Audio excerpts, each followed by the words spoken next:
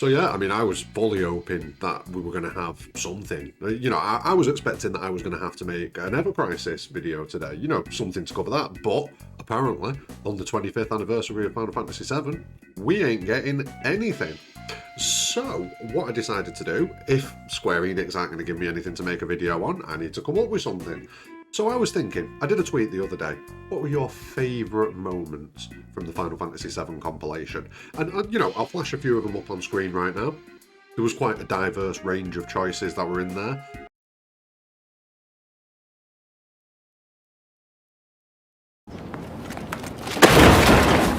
And it kind of got me thinking, what's my top 10? You know, what are my 10 favourite moments from Final Fantasy VII's compilation in general? So, that's what we've done. I've put together my top 10 moments with one or two honourable mentions, but on the whole, I've put together my top 10 moments. I think this is accurate. I'm pretty solidly confident this is accurate. I don't think I've missed anything. I think this is going to be my top 10. So, without further ado, let's smash through this and let's go over my top 10 moments in Final Fantasy VII's compilation. Don't forget, you can put yours in the comments below. You know, I want to know what your top 10 moments are. If you can't come up with 10, give me a top 3, give me a top 5, whatever you want to do. But, you know, drop your thoughts in the comments below.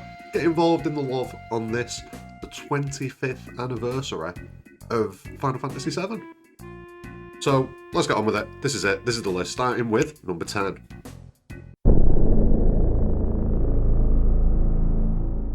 Now, this was a pretty massive moment. Zack surviving in Remake, and a lot of people, this was the moment that turned a lot of people off Final Fantasy VII Remake, but for me, this was kind of a big moment where it was like, oh, they're really doing something different here. They're really going for it. And just the shock of it, after the massive fight that you just had, which we'll get round to, but after the massive fight that you just had, for Zack to then survive, it's just such a monumental change to Final Fantasy VII's narrative in general. I don't think I can leave it off the list. I think it would be rude to leave this moment off the list. So yeah, Zack lives. Massive moment in Final Fantasy VII Remake story.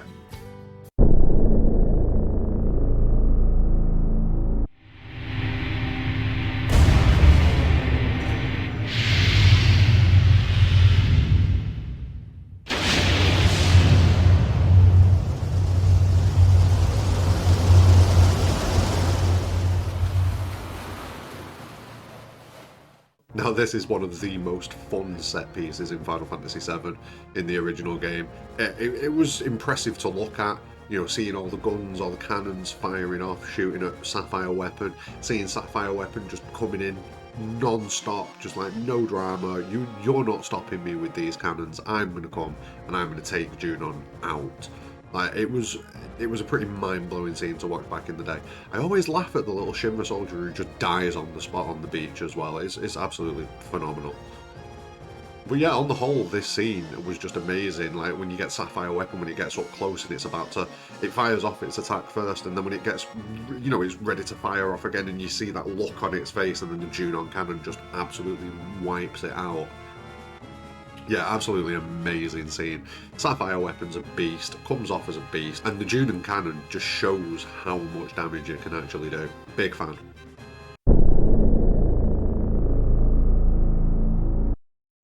This was possibly the best part of Advent Children, if I'm being completely honest. The continuation of the story was okay. It could have been done better. It could have been delivered better. The Bahamut fight, also brilliant time.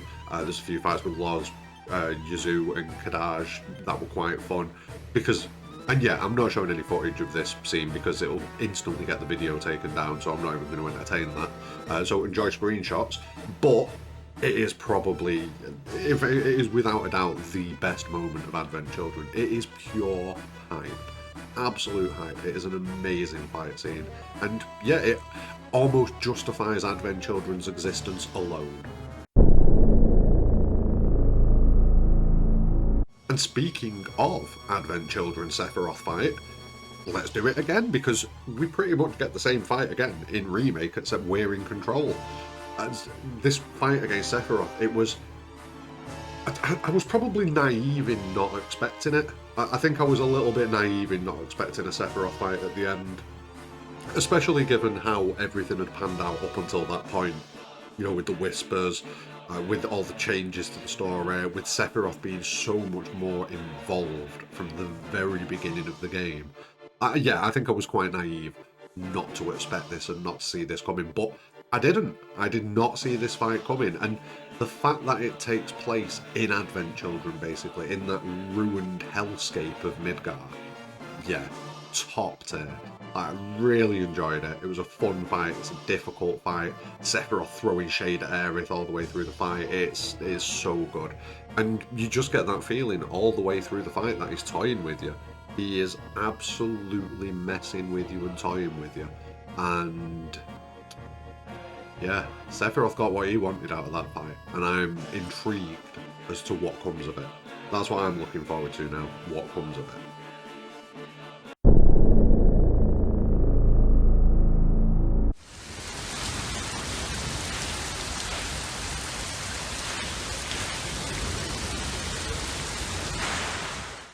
We're going to round off the first 5 with the biggest moment in Crisis Core, to be honest with you. I mean, obviously we get the events of the Nibelheim incident that go down, but there are issues with Crisis Core's representation of that scene. Genesis being in the reactor scene. I don't like that. I don't think he should be there. And he's probably going to be there in Remake, so I'm probably not going to like that either.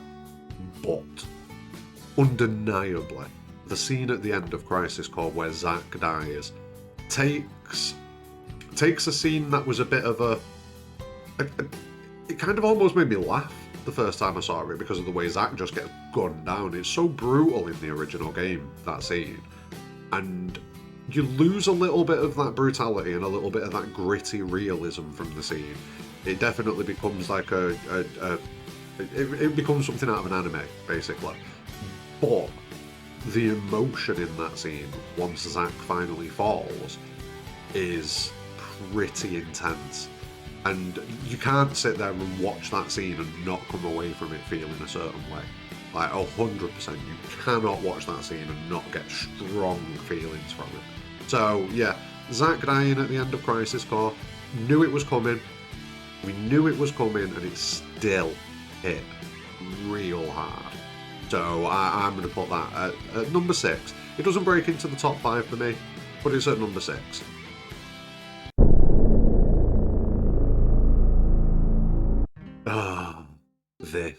This.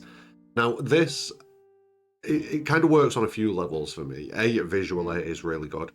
B, it was kind of an idea that, you kind of knew it was going to go wrong, but why not? Let's try it anyway. Let's smash a rocket into it. And not only that, but my boy Sid gets his moment. He gets his moment, and Shira gets proved right. So it becomes a massively important development arc for Sid, for Shira. It kind of rules out the last hope of humanity as far as taking down Meteor goes, because other than Cloud and the party now, they ain't got nothing. Like Shinra, everyone like that, they've all exhausted every possible eventuality, every possible route that they could take to try and stop Meteor. And they fail at every single step of the way. And this is very much that final roll of the dice, and it doesn't work out. But it's a really enjoyable moment. The music's good, the visuals are good, the character development's good, the actual events are good. The way it kind of cuts to the planet, and you get the bright flash in the sky after Meteor is hit by the rocket, Shinra number 26.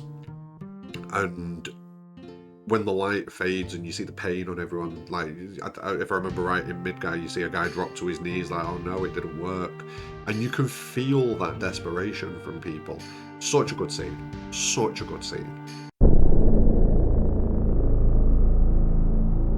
Now, you're a fool if you didn't think that I was sneaking my boy Bugenhagen into this top 5.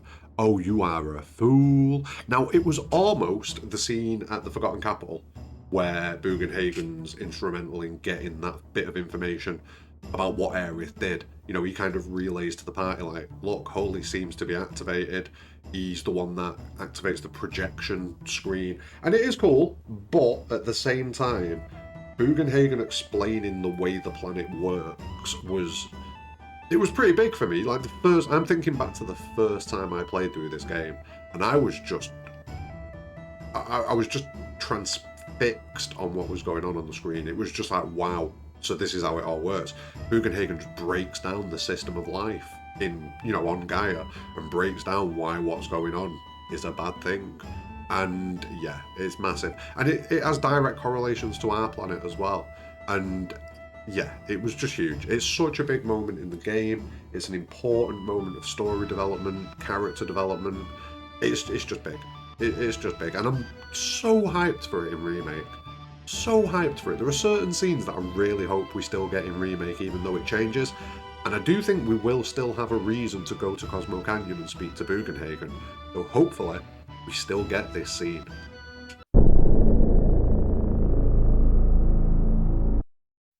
Okay, we're in the final three, the top three. And you knew this one was going to be in the list. It is the most spoiled moment in gaming, I believe. It is the death of Aerith. And yeah, this blew my mind when it happened back in the day. I was used to playing Mario games and Sonic games and other platforms and sports games and all that sort of business. A character dying permanently in a game story was not something I had ever experienced. Like, this was completely new. This was a different level of storytelling for me in a game. And yeah, it was impactful, let's put it that way. It was massively impactful. It changes the story. You feel the pain that Cloud goes through during this moment.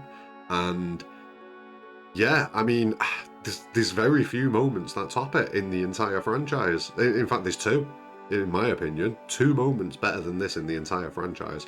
And even though it is a massively sad moment, it is still an amazing moment, because it was just...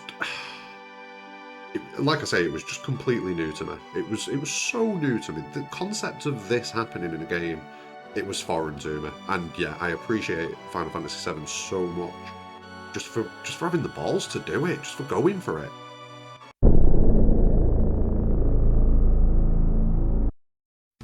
In second place, we have the final moment of the original game.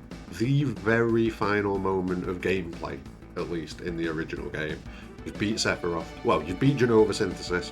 You've beat Bizarro Sephiroth. You've beat Safer Sephiroth. You're just about to leave. But no. You've still got to go and beat him.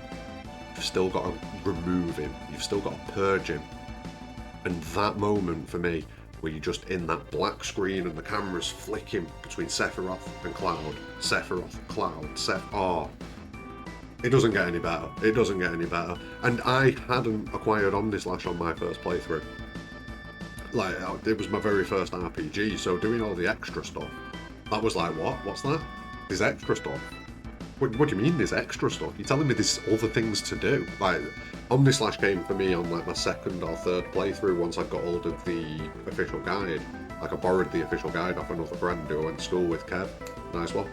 And yeah, that was when I picked up Omnislash. So that first playthrough for me, Omnislash was completely new. And I had a moment when that shit happened. I literally thought for a bit like, oh, this must be a special attack that you unlock at the end of the game just for this scene. That was genuinely my belief. And it's just brilliant. It's like Cloud's finally defeated his demon. Like, Cloud has gone everywhere and removed Sephiroth from everywhere. Or at least that's how it looks at the end of Final Fantasy VII OG. Obviously, with parts of the compilation that have come since then, we know that that wasn't the case. But at the end of the OG, the first time you played it, you have just defeated Sephiroth. You have just purged the life stream and Cloud's memories of Sephiroth. You've done it. And that's a massive moment for me. It was huge. There's only one moment that comes above it.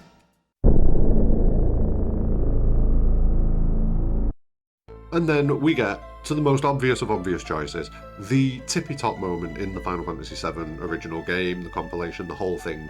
And it's the moment when Cloud pieces himself back together, realises the truth of his past, the truth of the events at Nibelheim and what happened with Sephiroth.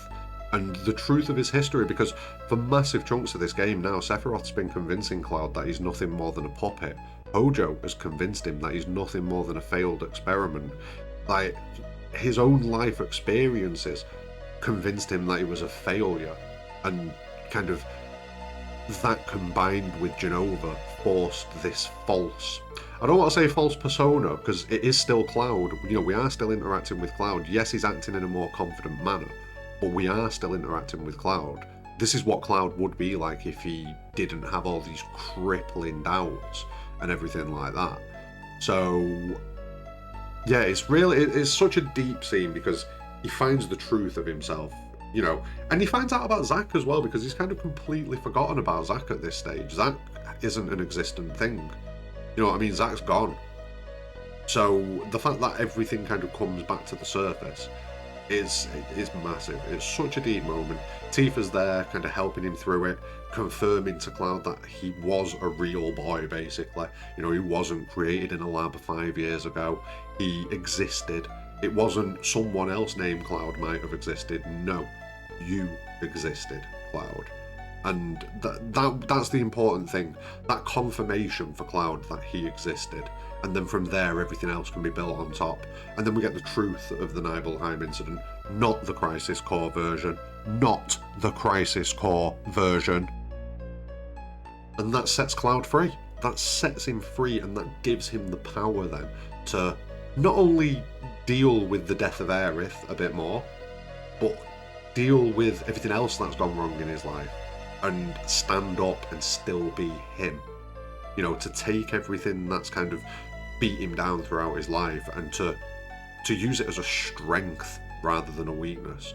That's what happens in this scene with Cloud, and it's so massive. It is such a massive scene, and if we do get a similar scene in the remake, I just hope they do it well. That's all I can ask for. I just hope that they do it justice. Please do it justice. But yeah, that's my top 10. So feel free, jump in the comments, tell me I'm wrong, tell me you hate my top 10, tell me what your top 10 is. Or if you can't be bothered doing 10, tell me 5, tell me 3, whatever. It's the 25th anniversary of Final Fantasy VII. So let's enjoy it. Let's enjoy it. Thank you very much for watching. Leave a like on the video and please consider subscribing. But more importantly than anything, have a great day.